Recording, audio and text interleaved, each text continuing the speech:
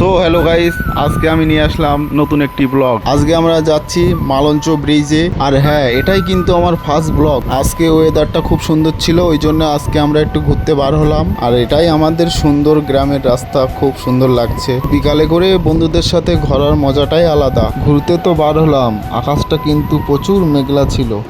কে জানে কখন বৃষ্টি আসে। গ্রামের রাস্তা মানেই তো সেই খেলাধুলা। আমাদের উদ্দেশ্য ছিল যে ব্রিজে গিয়ে একটু কিছু ফটো তুলবো। আর এটা বাসন্তী হাইওয়ে দিয়ে যাচ্ছি আমরা। মালঞ্চ বাজারের উপর দিয়ে ব্রিজে যাব।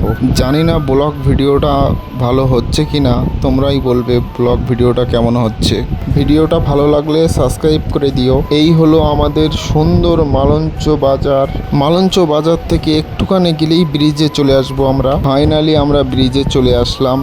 ব্রিজটা ফাঁকা থাকার কারণ হচ্ছে একটু আগে বৃষ্টি হলো। ব্রিজের চারিদিকটা ঘুরে দেখানোর চেষ্টা করব তোমাদের। এটাই হলো বিদ্যাধরী নদী। বিদ্যাধরী নদীর উপরেই ব্রিজ। কিছুক্ষণের মধ্যে আবার বৃষ্টি চলে আসলো। আমার বন্ধুরা বলছে চলো এখান থেকে চলে যাই।